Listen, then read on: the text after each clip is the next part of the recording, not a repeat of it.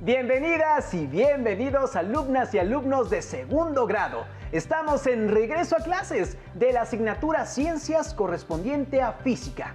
En este nuevo ciclo escolar 2020-2021 que comenzamos desde casa para seguir cuidándonos y así evitar contagiarnos de COVID-19.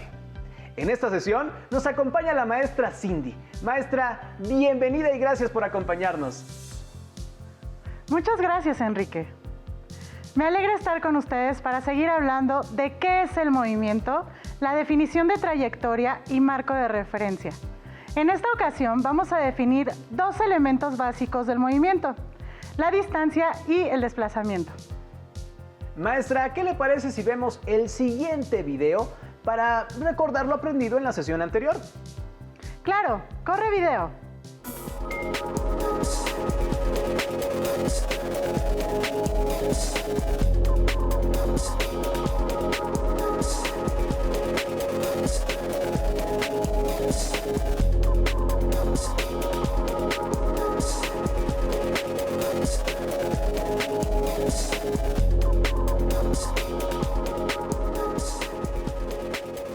¿Un objeto que vemos en reposo tiene movimiento?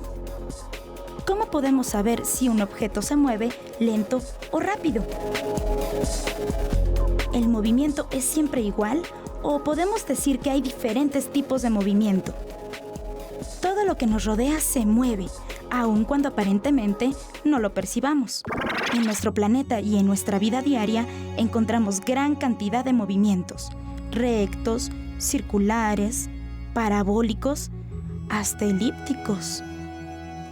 Algunos ejemplos que podemos encontrar son el desplazamiento de un avión, un satélite alrededor de nuestro planeta, el movimiento del agua en una fuente o en una persona que hace suertes con una cuerda. Y aun cuando un cuerpo no se desplace, hay movimiento. Absolutamente todo en el universo se mueve.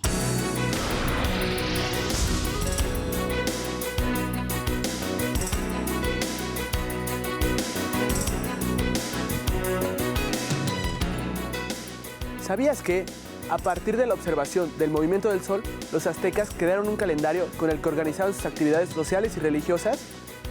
La civilización azteca, al igual que otras culturas de nuestro país, dieron una gran importancia a todos los fenómenos naturales que observaban, y uno de ellos fue el aparente movimiento del Sol y otros astros. Esta observación fue motivo de uno de los sistemas más importantes, el calendario azteca, o piedra del Sol. En él representaron el tiempo en días, los puntos cardinales, las estaciones del año y la forma en que debían llevar a cabo diversas labores importantes para toda la comunidad.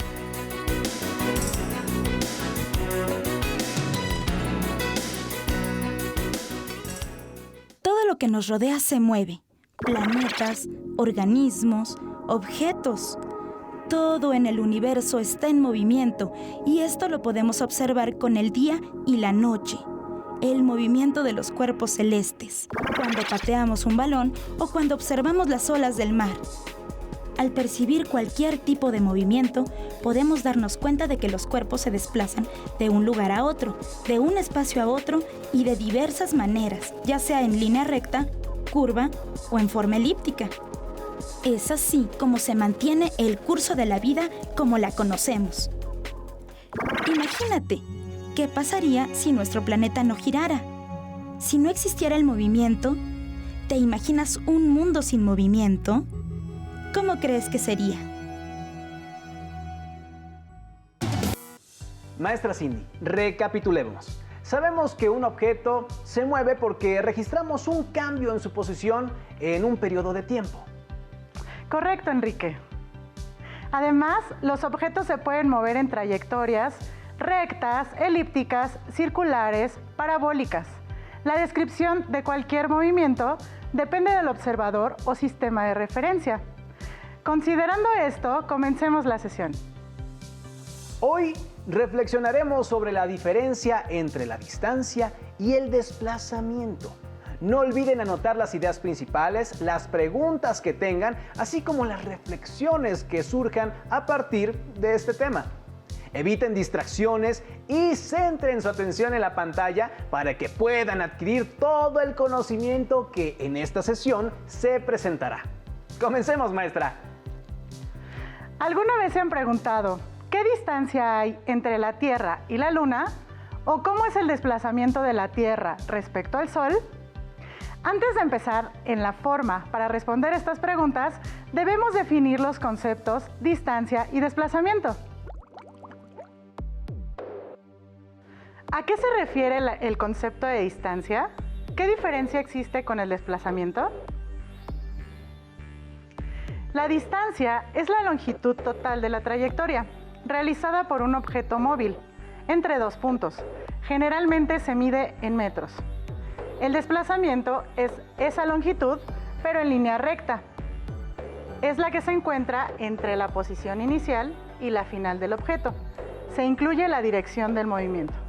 Maestra, entonces para entender un poquito más, en este ejemplo que vemos, nuestro círculo rosado y nuestro círculo rojo nos indican el desplazamiento.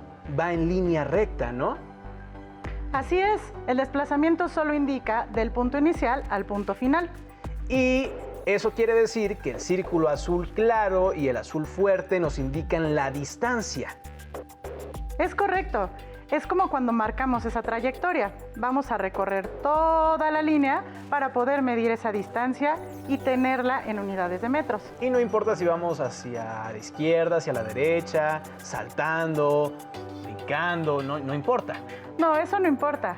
De hecho, en el desplazamiento se va a ubicar la dirección del movimiento.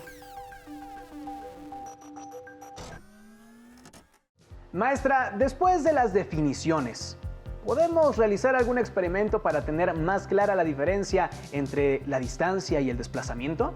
Así es. ¿Nos ayudas a realizarlo? ¡Claro que sí! Los materiales que utilizaremos son una hoja de papel, puede ser una cartulina o papel bond, un marcador o plumón del color de su preferencia, una cinta métrica como la que se muestra. Si no tienen, pueden usar una regla de 30 centímetros y dos carritos de juguete o dos objetos que puedan representar estos dos vehículos, los cuales usaremos en el experimento.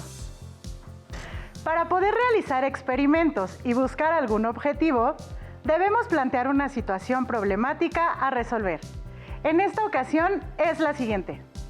Un vehículo se averió en el camino. Llamaron a una grúa para que fuera por él. En este problema debemos encontrar la distancia y el desplazamiento, así como la trayectoria para que la grúa llegue al lugar del accidente. Veamos las instrucciones para comenzar. Dibujaremos una pista en la cartulina.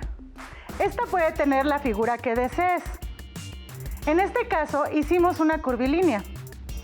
Después colocaremos un carrito en el punto final del recorrido. Este representará el lugar donde se averió. Como tercer paso, colocaremos el segundo carrito al inicio de la trayectoria y ahora trazaremos una línea punteada durante todo el recorrido de la grúa. La línea debe de ir del punto A al punto B. Posteriormente, la grúa avanza durante cierto tiempo, recorriendo una distancia. Midan la línea punteada que trazaron para conocer la distancia que recorrió la grúa. Ahora coloquen la cinta métrica en el punto inicial y el punto final. Finalmente, anoten sus resultados. En este caso, obtuvimos 97 centímetros de distancia y 49 centímetros de desplazamiento. ¡Qué fácil! ¿Verdad? Ahora resolvamos esta pregunta. ¿Fueron iguales las medidas de distancia y desplazamiento? La distancia es mayor. Esto se debe a que es la medida del recorrido sobre la pista que dibujamos. El desplazamiento es menor porque se mide en una línea recta y no depende del camino que sigamos, solo de la posición inicial y final. Como observaron en el experimento anterior, la distancia y el desplazamiento se pueden medir, pero cada uno cumple con ciertas características. Para aterrizar mejor estas ideas, veamos el siguiente video en el que nos mostrarán otro ejemplo para poder despejar algunas de nuestras dudas.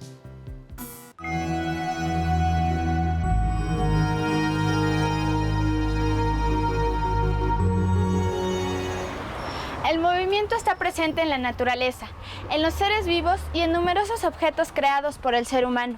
Nuestro propio cuerpo, por fuera y por dentro, también se mueve. Algunos movimientos los podemos observar, pero existen otros que suceden sin que nos demos cuenta, como ocurre con el movimiento de rotación de la Tierra.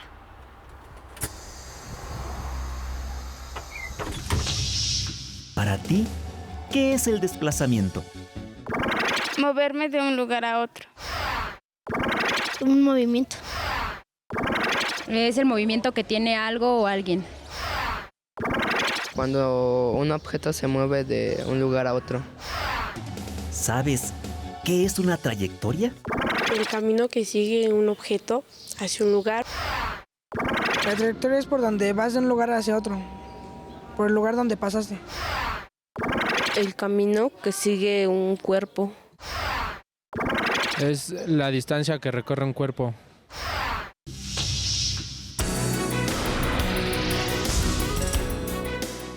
¿Sabías que nuestro planeta viaja a una velocidad de casi 30 kilómetros por segundo en una trayectoria elíptica alrededor del Sol?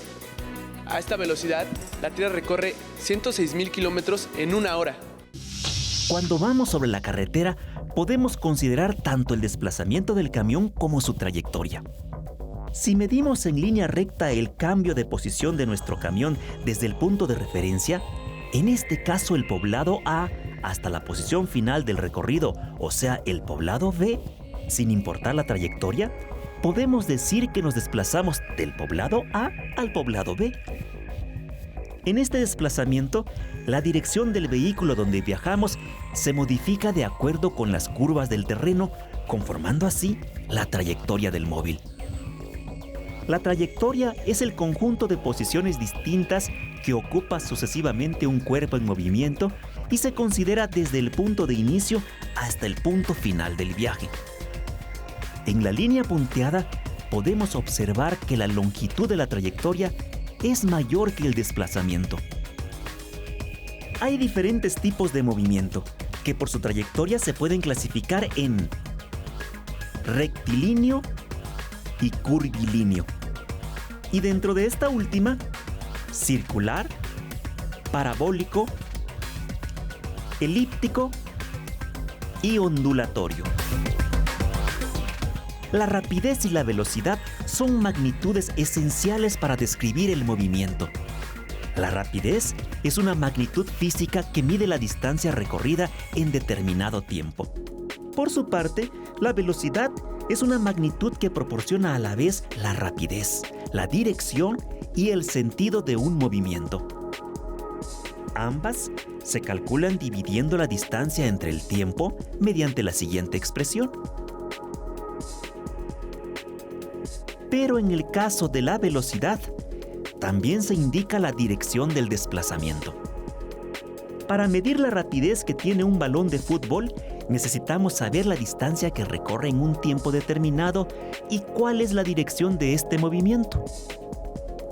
Si este balón recorre 15 metros y tarda 3 segundos en llegar desde el pie del jugador hasta la portería, entonces quiere decir que el balón se mueve a 5 metros por segundo.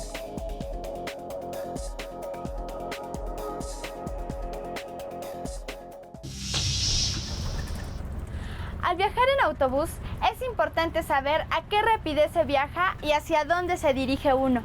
En este caso, vamos a recorrer 160 kilómetros y el chofer nos ha indicado que llegaremos más o menos en 2 horas. Nos da tiempo de calcular a qué velocidad vamos. Si dividimos 160 kilómetros entre 2 horas, sabemos que la rapidez que lleva el autobús es de 80 kilómetros por hora. Ahora que ya conocen más sobre la distancia y el desplazamiento, los invitamos a leer y a contestar la siguiente actividad. Leamos un dato interesante. El ser humano más rápido de la historia es Usain Bolt, que logró correr en competencias de 100 metros a casi 11 metros por segundo.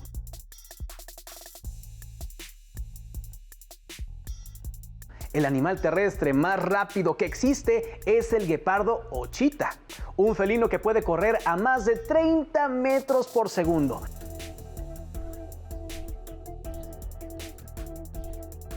mientras que el insecto más rápido es una especie de cucaracha que se mueve a 2.5 metros por segundo.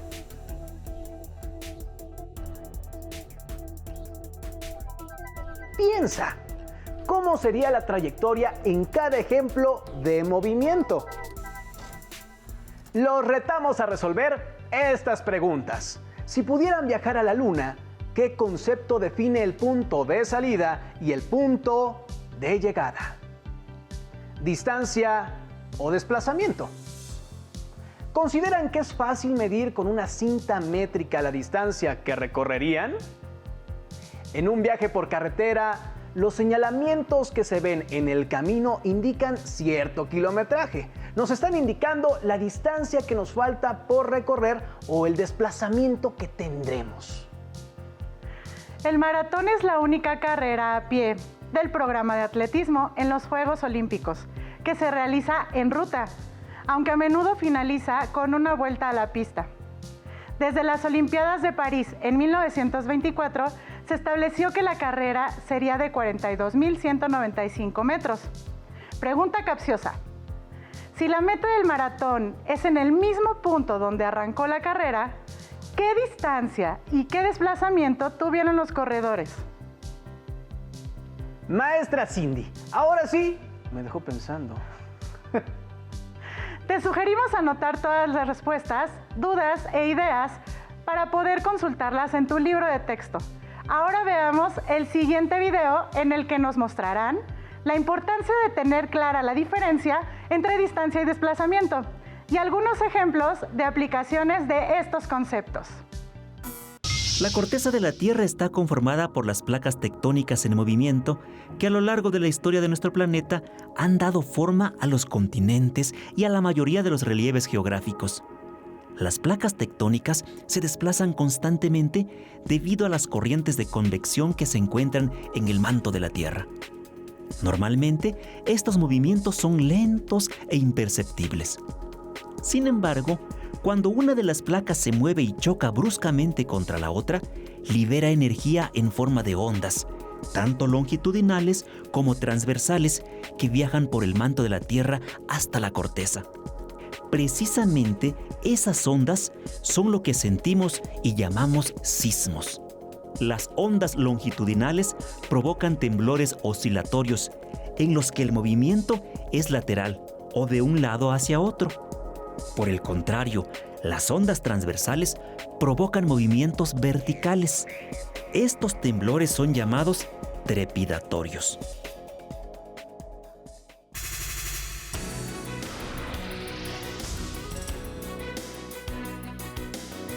¿Sabías que todos los días tiembla en nuestro país? De acuerdo con el Servicio Sismológico Nacional, pueden registrarse más de 400 sismos mayores a 3.5 grados de magnitud en 6 meses.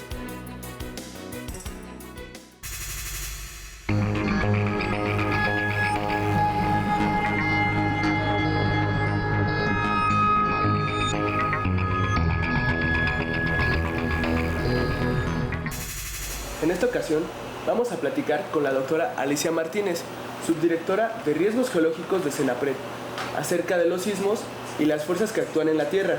Doctora, hay sismos que casi son imperceptibles para las personas. ¿Cuál es la magnitud en la que la mayoría de las personas sienten un temblor? Mira, para que un temblor sea sentido por la gente va a depender de varios factores. Primero, de la distancia a la que nos encontremos del sismo. Otro es de las mismas condiciones del sitio en donde estamos. Y otra también muy importante es el origen del sismo, cómo se originó, cómo se formó, cómo se produjo. Pero en forma general podemos decir que a partir de 3.5, algunas personas empiezan a sentir los sismos. Desde 3.5 hasta 5.4, puede ser sentido por algunas personas, pero ya a partir de 5.5 ya se siente más por personas. Más personas son los que lo sienten y también las construcciones ya empiezan a tener algunas señas de la acción del sismo. Después de 5.5 de 6 a 7 ya es sentido por toda la gente y asimismo por las construcciones ya empezamos a notar daños más severos en las construcciones y ya de 7 en adelante pues ya entonces ya pasamos al campo de los terremotos y ya los daños son fuertes en las construcciones y la gente absolutamente toda la siente. ¿Cuál es la tecnología más reciente para la detección de sismos? Pues mira, la tecnología básica que ha avanzado, pero es básica para detectar sismos, son los sensores sísmicos, ya sea sismógrafos o acelerógrafos. Pero a partir de estos equipos o de estos aparatos que son muy sensibles y registran el más leve movimiento que hay en el subsuelo, se han podido desarrollar otro tipo de tecnologías como es la alerta sísmica. Esta consiste en un aviso que hace en determinada zona donde nosotros instalamos estos sensores sísmicos y nos mandan la señal, como es el caso de la Ciudad de México. Estos sensores se encuentran en la zona de Guerrero, que está a más de 300 kilómetros de la Ciudad de México, y mandan la señal. Esto es posible debido a que las ondas sísmicas viajan a 8 kilómetros por segundo, mientras que las ondas de radio viajan a 300,000 kilómetros por segundo. Entonces llegan mucho más rápido y esto nos da alrededor de 1 minuto para que la gente pueda tomar las medidas, desalojar o hacer lo que ellos requieran hacer durante todo ese tiempo para ponerse a salvo. Pues muchas gracias. Interesante, ¿no lo creen? Ahora sabemos que los sismos son vibraciones que se originan por movimientos de la corteza de la Tierra, provocados por el desplazamiento de las placas tectónicas. ¿Te has preguntado por qué un temblor se siente en algunos lugares y en otros no? ¿Se puede medir la intensidad de un temblor? ¿O cómo se hace para medirlo? Las escalas para medir la magnitud y la intensidad de los sismos son 2, la escala de Richter y la de Mercalli.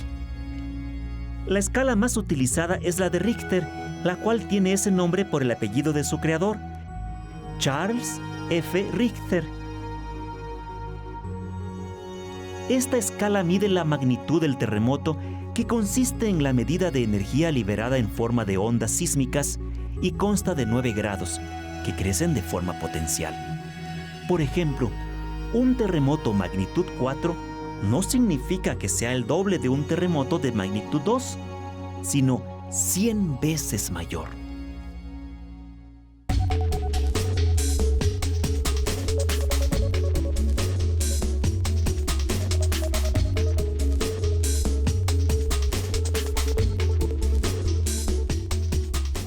Por su parte, la escala de Mercalli no tiene una medición precisa, ya que calcula la intensidad de los sismos según los daños provocados, considerando lo que sintieron las personas que vivieron el terremoto o los daños ocasionados.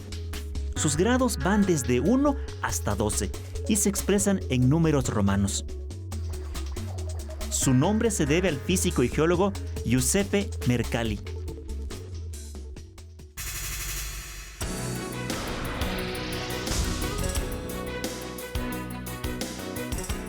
¿Sabías que los sismos se miden desde hace 15 siglos? Preocupados por la cantidad de sismos que ocurrían y ocurren en Asia, los chinos diseñaron los primeros sismoscopios. Utilizaban esferas para conocer el tipo de movimiento que se producía en un sismo. 11 siglos después, se comenzaron a utilizar los primeros sismógrafos, basados en un péndulo. Algunas de las estaciones sismodetectoras registran los movimientos sísmicos de gran magnitud y envían en forma automática una señal de radio para activar los sistemas de alerta sísmica. En la costa de Guerrero existe un sistema de alerta sísmica que avisa a algunas ciudades de la región central hasta con 50 segundos de anticipación que un temblor o sismo va a ocurrir. La alerta sísmica nos permite llevar a cabo acciones adecuadas para evitar en la medida de lo posible lesiones personales y la pérdida de vidas humanas como consecuencia de estos fenómenos naturales. Ahora que ya conocen la diferencia entre distancia y desplazamiento, ¿podrían decirnos cuánto mide el desplazamiento y la distancia que recorren de su casa al parque? ¿Qué instrumentos utilizarían para medirlas? No olviden compartir lo que han aprendido en esta sesión. Agradecemos a la maestra Cindy por su intervención el día de hoy. Muchas gracias, maestra. Encantada, Enrique. Los invitamos a que continúen viendo la siguiente emisión de Aprende en Casa 2, Regreso a Clases 2020-2021. ¡Hasta la próxima!